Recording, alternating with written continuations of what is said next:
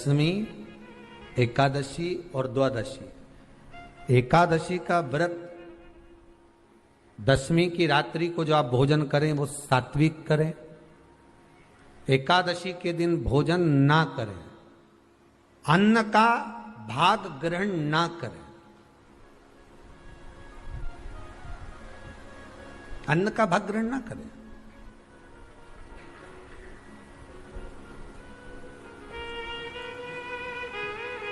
कितना सुंदर कहा है महाराज जी। यदि आपके यहां पर गौ माता है, आपके घर में अगर गौ माता विराज रही है, आपके घर में अगर गौ माता है, गाय की अगर आप सेवा कर रहे हैं, अच्छा कितना सुंदर लिखा है धेनु मानस में, गीता प्रेस गोरखपुर की गौ अंक को निकालकर पढ़िए कल्याण का। उसमें लिखा है ब्रह्म मुहूर्त में सुबह के समय पर गाय की पूंछ को पकड़कर या गाय की रस्सी को पकड़कर जो 2 कदम भी चल लेता है, उसके लिए भगवान विष्णु बैकुंठ का मार्ग और कुबेर का मार्ग प्रशस्त कर कर खोल देता। जरा पढ़िए धेनु मानस को, पढ़िए गौ अंक, पढ़िए गीता प्रेस गोरखपुर का कल्याण का अंक निकाल कर पढ़िए कि गाय का मात्र रस्सी पकड़कर 2 कदम चलने वाले के लिए मार्ग प्रशस्त हो जाता। एकादशी के दिन अगर आपका व्रत है तो आप भूलवश भी डब्बे में रखी हुई रोटी गाय को ना देते हुए कुछ थोड़ा सा फल, फलहार, कोई केला, कोई सेब, जो आप खाते हो, अंगूर, पपीता, जो आप ग्रहण कर रहे हो, उसका थोड़ा सा भाग आप गाय को प्रदान करो। आप गाय को दीजिए।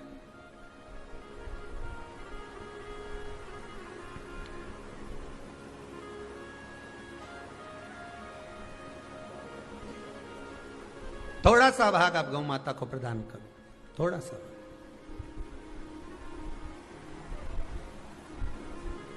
सारे व्रतों में केवल एक व्रत ऐसा होता है एकादशी का, जिसका उद्यापन पहली एकादशी पर भी कर सकते हो। सारे उद्यापन में केवल एक उद्यापन ऐसा होता है, सारे व्रतों में एक व्रत का उद्यापन ऐसा होता है, वो है एकादशी का। ये जरूरी नहीं कि 26 पूरी होगी तभी तुम करोगे, या तो पहली में ही कर लो या फिर 26 पूरी हो तब कर। पर उद्यापन, अगर तुमको ऐसा लगे कि हाँ मैं अभी तो जीऊंगी हो, अभी तुम्हारा बाल भी धोला नहीं हुआ, तुमको ऐसा लगे तो अभी तो मैं तो बढ़िया, तो फिर भले मत करो। पर एकादशी का नियम कह रहा है, एकादशी का यहाँ 18 नियम में से एक नियम कह रहा है कि एकादशी का उद्यापन पहली एकादशी पर भी हो सकता है, पहली पर भी कर सकता है, तुम्हारा मन पड़े तब। क्यों? तो पहली पर करने से क्या फल मिलेगा? तो एकादशी की नियमावली कहती है, अगर मान लो आपने पहली एकादशी पर भी उद्यापन कर लिया, इसके बाद में जितनी एकादशी करोगे वो सारी तुम्हारे खाते में जुड़ती जाएगी। मतलब बैंक में खाता खोल लो, ठीक है? खाता खोल लिया, अब जितना कमाता जाओगा उसमें डालते जाओ, जितनी कमाई करके लाओगे उसमें जमा करते जाओ। एकादशी एक बार उद्यापन पहले में भी हो गया तो बाकी का पुण्य तुम्हारे खाते में आ जाएगा, उसका पुण्य।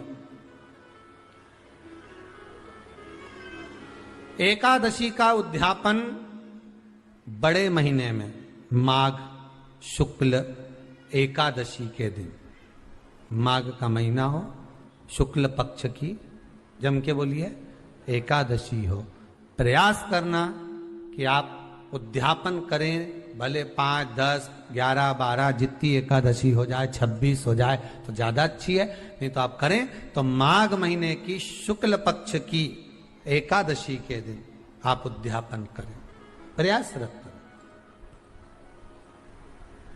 प्रयास।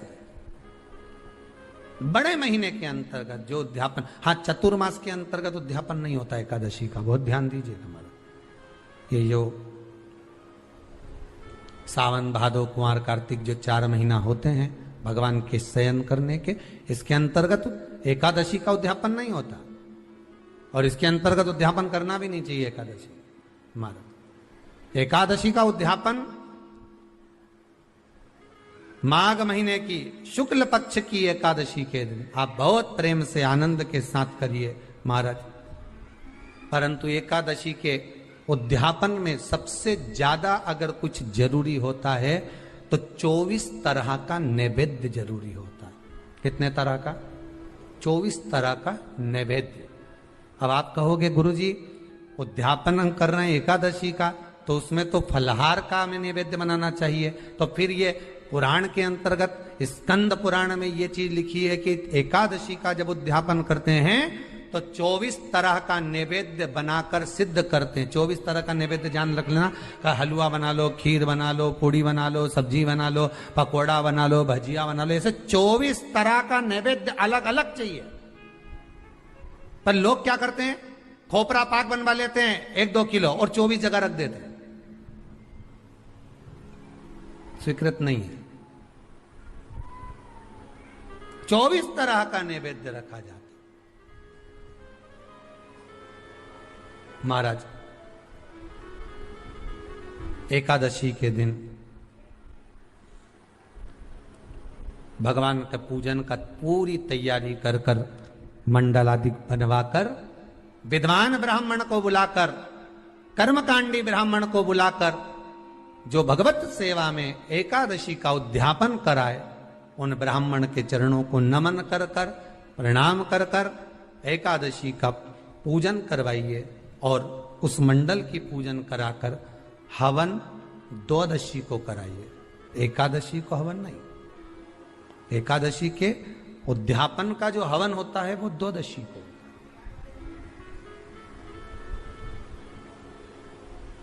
एकादशी का उद्यापन द्वादशी को बड़े प्रेम से आप खूब आनंद से हवन पूजन कराओ। पूजन कराने के बाद, हवन कराने के बाद 26 जोड़े ब्राह्मण ब्राह्मणी के बुलाकर भोजन कराकर उनको भाव से जो आप समर्पित कर सकते हो, जितनी आपकी सामर्थ्यता हो, उस सामर्थ्यता के अनुसार आप दान धर्म पुण्य करो, आप उन्हें प्रदान करो। और बन सके तो एकादशी की रात्रि को भी जागरण करें और द्वादशी के दिन जिस दिन हवन करें उसकी भी रात्रि को कुछ जागरण करें। जागरण का मतलब पहले भी कथा में कहा, प्रदोष की कथा में वर्णन किया था। हम ये नहीं कहते कि तुम पूरी रात जगो। हमारा तो निवेदन है 15 मिनट का करो, आधे घंटे का करो, 20 मिनट का करो, पर रात्रि के समय थोड़ी देर अगर एकादशी का उद्यापन कर रहे हो तो जागरण थोड़ी सी देर अवश्य करें। नहीं कर सकते अकेले बैठकर राम नाम जप ले, भजन कर ले, पर करो। ये नारी के मुख से अगर एक बार निकल जाए कि मेरी जिंदगी तुमसे विवाह कर कर बेकार हो गई, उस समय नारी का साथित्व समाप्त हो जाता है। इसलिए माताओं आपसे निवेदन है, जिंदगी में सारी लड़ाई लड़ना, सब कुछ बोलना, और अपने पति से यह मत कहना कि तुमसे विवाह कर कर मेरी जिंदगी बेकार हो गई, क्योंकि विवाह तुमने किया है पर भाग्य उसने लिखा है। भाग्य लिखने वाला वो है। और आपसे फिर निवेदन करूंगा, राम मंदिर जाओ, कृष्ण मंदिर जाओ, शिव मंदिर जाओ, भवानी के मंदिर जाओ, तुम्हारे 33 कोटि देवताओं के मंदिर चले जाओ, गणेश जी के मंदिर जाओ, तुम्हारी मर्जी पड़े उस देवता के मंदिर जाना, कोई तुम्हारा भाग्य नहीं बदल सकता। जो तुम्हारी किस्मत में लिखा है वो तुमको भोगना पड़ेगा। तो बदलेगा कौन? तो उसका भी प्रमाण हमारे यहां शिव महापुराण कहती है। एक पारो नाम की विधवा स्त्री थी।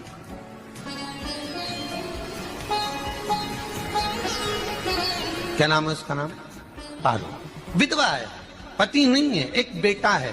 और विधवा स्त्री जो थी वो गर्भ से थी, उसका संतान नहीं हुई थी, पति मर गया था, वो गर्भावस्था में बेटा रह गया और पति चले गए। पारो बड़ी दुखी थी, भगवान का भजन करती बहुत, घर में कुछ भी नहीं था। जो व्यापारी, जो धन था उसके पति का, वो सब लोग खा गए। जब जैसे व्यक्ति जब तक जीवित है तब तक संसार उसका है, जैसे ही वो गया उसका सारा धन भी उसके साथ चला गया। व्यापार धन रो। पारो आंखों से अश्रु बहता है, नैनों से जल बहता है, नैनों से बिंदु बहता है। और पारो की आंखों से जब आंसू बह रहा है, अश्रु निकल रहा है, जल बह रहा है, बेटे को जन्म दिया, उसने सोचा अपनी जिंदगी तो बेकार हो गई, पर बेटा जन्म लिया तो इसका नाम अच्छा रख दूं तो हो सकता है भाग्य आगे अच्छा हो। तो उसने उसका नाम भाग्य सिंह रख दिया। क्या नाम रखा? भाग्य सिंह। भाग्य अच्छा रहेगा इसका, तो हो सकता है कुछ अच्छा कर ले। पर बेटे की भी किस्मत इतनी प्रबल नहीं थी। माँ जगह जगह बर्तन मांझ कर काम कर कर बच्चे का पालन कर ली। बच्चा थोड़ा बड़ा हुआ। माँ मेरे सारे मित्र सेठ हैं, अब मेरा ही किस्मत, मेरा ही भाग्य ऐसा क्यों है? मेरी ही किस्मत ऐसी क्यों है? ऐसी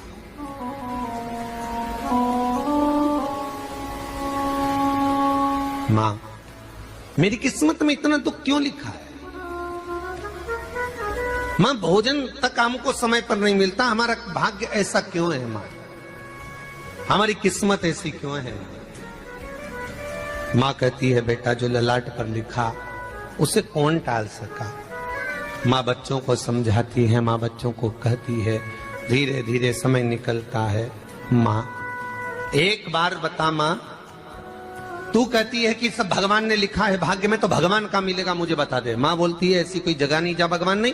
वन में मिलेगा? हाँ मिलेगा। माँ का कहना मानकर भाग्य सिंह वन में चले गया और घने जंगल में भाग्य जब गया भाग्य सिंह, और घने जंगल में जब पहुंच गया, ढूंढते ढूंढते ढूंढते ढूंढते ढूंढते तो भी भगवान तो भगवान की छाया तक नहीं मिली। भगवान की छाया तक। आंखों में जल भर गया, बेहोश होकर गिर गया। शाम का समय था, विष्णु और लक्ष्मी निकल कर जा रहे थे। लक्ष्मी और विष्णु जाते जाते उसको देखकर रूप बदल के उसके पास गए। बेटा आपका नाम क्या है? तुम्हारा नाम भाग्य सिंह है। कहाँ जा रहे हो? भगवान से मिलना है हमको। क्या काम है तुम्हें भगवान से? भगवान से पूछना है कि मेरी किस्मत ऐसी क्यों बनाई, मेरी किस्मत में गरीबी क्यों लिखी, मेरे भाग्य में इतना दुख क्यों लिखा। मुझे भगवान से पूछना है कि मेरी किस्मत ऐसी क्यों बनाई, मेरी किस्मत में इतना दुख क्यों लिखा। इतनी तो भगवान बोले ये तो देखो भाग्य भाग्य की बात है, सबके भाग्य में अलग अलग होता है। नहीं नहीं मुझे भगवान से पूछना। तो हुआ क्या? मैं बहुत गरीब हूं, मैं बहुत दुखी हूं। भगवान से प्रार्थना है कि मुझे कुछ मेरी जिंदगी का अच्छा कार्य कर दीजिए।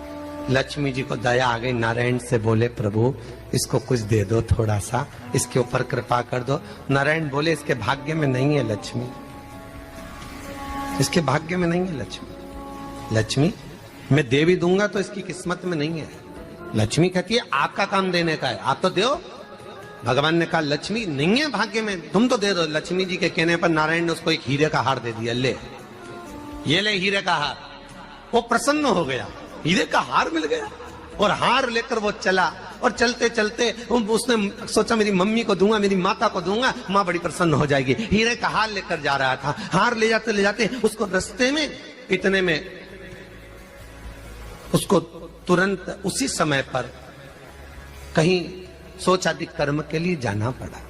उसने सोचा इस हार को इस पत्थर पर रख देता हूं, अभी आऊंगा वापिस इस हार को उठाकर घर लेकर चले जाऊंगा। और सोचादि कर्म के लिए वो चल दिया। गया, हाथ धोकर आया, इतने में चील उड़ती उड़ती आई, उसका हार लेकर चली गई। आके रोने लगा। माँ को जाकर कहा माँ किस्मत तो देख, इतना जोरदार हार मिला था हीरे का, पर भाग्य में नहीं था, नहीं मिला। इतने में वो रोता रोता तुरंत फिर भगवान के पास गया। रोता विलकता फिर पहुंच गया वन के अंदर, फिर भगवान मिले। भगवान ने पूछा अब क्या हुआ? प्रभु मेरा हार तो वो हीरे का, मेरा हीरे का हार ले गई चील। भगवान बोले देख भैया हम तो तेरी किस्मत में था, वो कर दिया, अब आगे तू एक काम कर, ब्रह्मा जी से जाके मिल। ब्रह्मा जी कहाँ मिलेंगे? यहां से आगे जा, ब्रह्मा मिल गए। ब्रह्मा के पास गए। ब्रह्मा जी ने कहा क्या हुआ? ब्रह्मा जी मेरे भाग्य में गरीबी लिखी है, कुछ अच्छा कर दीजिए। ब्रह्मा जी कहते हैं तुम्हारा भाग्य में जो लिखा है वो तुम्हें भोगना पड़ेगा। नहीं नहीं आप कृपा करो। लक्ष्मी जी ने नारायण से कहा इसको कुछ कृपा कर दो। तो भगवान ब्रह्मा जी ने कहा चलो इसका भाग्य बदलने के लिए एक हीरे की अंगूठी दे देता हूं। भगवान ने उसको हीरे की अंगूठी दे दी। अब हीरे की अंगूठी दी, फिर वो लेकर चला। इतना खुश था अब मुझे हीरे की अंगूठी मिल गई, अब मुझे हीरे की अंगूठी मिल गई। इतना प्रसन्न होकर जा रहा था, इतने में इसको लग गई प्यास। इसने सोचा पानी पी लूं।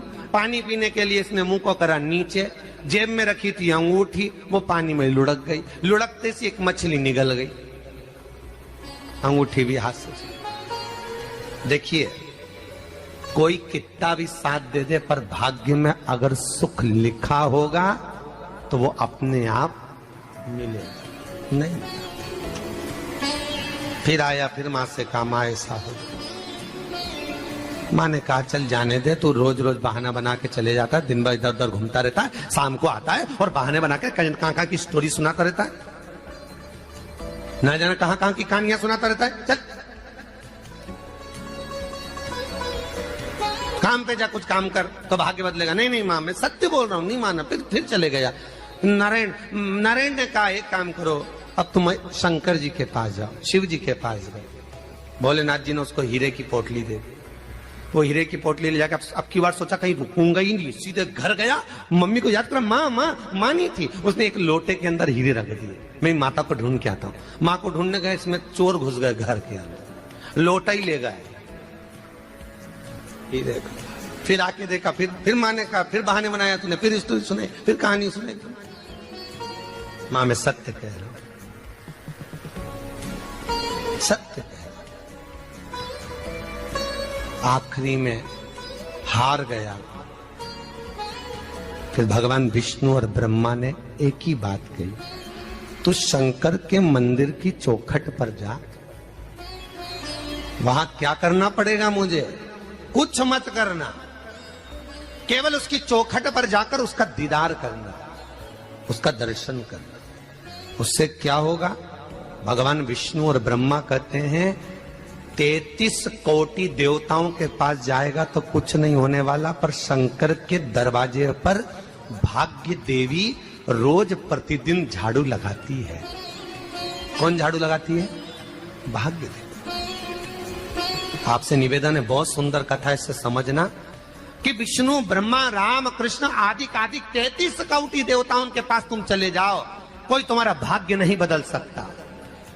हाँ, अगर भाग्य देवी का तुम स्मरण करो, किसी मंदिर में जाना तो ये भगवान से कहना भगवान लक्ष्मी दो। भगवान से लक्ष्मी मत मांगना, भगवान से कहना मेरा भाग्य ऐसा कर दो, या भाग्य देवी की कृपा मुझ पर बरसा दो जिससे मेरा भाग्य बदल जाए, कुछ अच्छा हो जाए मेरी जिंदगी में। तो जाके शंकर के मंदिर के बाहर खड़े हो, भाग्य देवी मां झाड़ू लगाती है, भाग्य देवी उनकी चौखट पर बैठी रहती है। तू जा, उससे क्या होगा?